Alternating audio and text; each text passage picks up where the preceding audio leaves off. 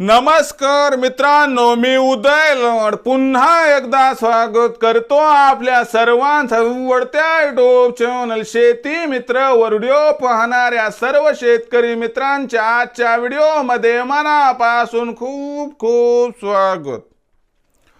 मित्रांनो, thumbnail पाहितलं, title वाचलं हो मित्रांनो, सामान्य गहू उत्पादक कास्तकार बांधवांचा सध्याच्या कंडिशनचा सर्वात महत्वाचा सवाल की गव्हाच्या विक्रमी उत्पादनासाठी अखेर गव्हामध्ये कधी आणि कसा करावा। या ठिकाणी युरियाचा वापर सध्याच्या कंडिशनचा हा सर्वात महत्वाचा सवाल की गव्हाच्या विक्रमी उत्पादनासाठी अखेर गव्हामध्ये कधी आणि कसा करावा। या ठिकाणी युरियाचा वापर हा तुमच्या मनातील सर्वात महत्वाचा सवाल, हा माझ्या मनातील सर्वात महत्वाचा सवाल।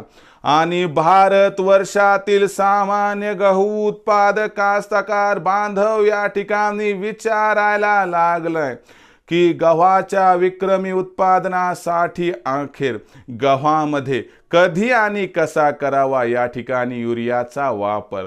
जर या सर्वात महत्वाच्या प्रश्नाचं आपल्याला जाणून घ्यायचं असेल अचूक उत्तर, तर कृपया आपण सर्वांनी व्हिडिओ सुरुवातीपासून या ठिकाणी शेवटपर्यंत पाहावा।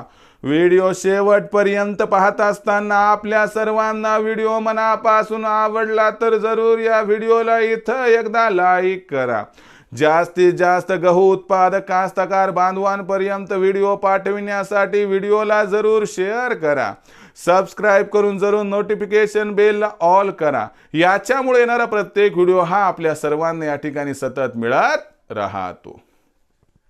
तर बघा मित्रांनो, सामान्य गहू उत्पादक कास्तकार बांधवांचा सध्याच्या कंडिशनचा सर्वात महत्वाचा सवाल की गव्हाच्या विक्रमी उत्पादनासाठी अखेर गव्हामध्ये कधी आणि कसा करावा युरियाचा वापर।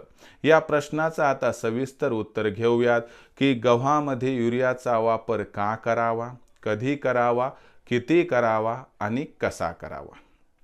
तर बघा मित्रांनो, गव्हाचं पीक वातावरणातून नायट्रोजन घेऊ शकत नाही आणि जमिनीतूनही स्वतःच्या बळावरती नायट्रोजन घेऊ शकत नाही, म्हणजे त्याला अतिरिक्त नायट्रोजन म्हणजेच नत्राची आवश्यकता असते। ही आवश्यकता भरून काढण्यासाठी युरियाचा वापर केला जातो।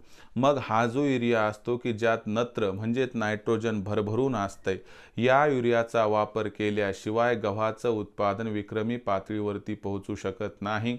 परंतु याचा वापर कधी आणि कसा करायचा ही एक गंमत आहे, ती समजावून सांगणार आहे। बघा, बरेचसे कास्तकार बांधव या ठिकाणी एकराला एक पिशवी, कोणी 1.5 पिशवी, कोणी तर 2-2 पिशव्या या ठिकाणी युरिया देते। कधी देते तर जेव्हा पीक 20-25 दिवसाच्या दरम्यान असते। परंतु तुम्हाला सांगतो, तुम्ही जेवढं युरिया देतात तेवढाच द्या, पण जर थोडासा बदल केला देण्याच्या पद्धतीत आणि जर युरिया हा 2दा विभागून दिला तर तुम्हाला सांगतो तुमच्या गव्हाच्या उत्पादनामध्ये तब्बल एकरी 3 क्विंटलपर्यंत वाढ होऊ शकते।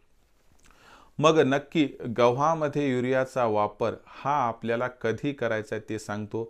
जेवढा युरिया तुम्ही एकरात देतात तेवढाच द्या। मी काय म्हणतो, एक्स्ट्रा खर्च वाढवू नका। समजा उदाहरण सांगतोय, एकराला तुम्ही 1 पिशवी युरिया टाकताना 50 किलोची, एक काम करा, तुम्ही 25व्या दिवशी टाकतात ना, 20-25व्या दिवशी, तेव्हा एकदा टाका आणि तिथून जवळपास 20 दिवसांनी म्हणजे 45 किंवा 50 दिवसाच्या आसपास पुन्हा एकदा ती 25 किलो राहिलेली टाकून द्या। म्हणजे 50 किलो एकदा देण्यापेक्षा 25-25 किलो 2दा दिला तर याचा फायदा त्या असणाऱ्या गव्हाच्या पिकाला जास्त प्रमाणात होतो आणि सातत्यानं नत्राचा पुरवठा म्हणजे नायट्रोजनचा पुरवठा झाल्याने गव्हाची वाढ सुद्धा चांगली होते।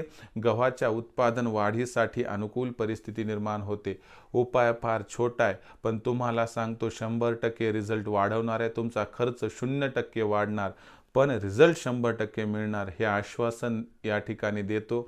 आणि एवढंच विचारतो की तुम्ही युरियाचा वापर गव्हात कशा पद्धतीने करतात कमेंट सेक्शनमध्ये लिहून कळवा। हा व्हिडिओ तुम्हाला या ठिकाणी आवडला असेल तर लाईक करा. जास्तीत जास्त गहू उत्पादक कास्तकार बांधवांपर्यंत व्हिडिओ पाठवण्यासाठी शेअर करा. सबस्क्राईब करून जरूर नोटिफिकेशन बेलला या ठिकाणी ऑल करा. याच्यामुळे येणारा प्रत्येक व्हिडिओ हा आपल्या सर्वांना सतत मिळत राहतो.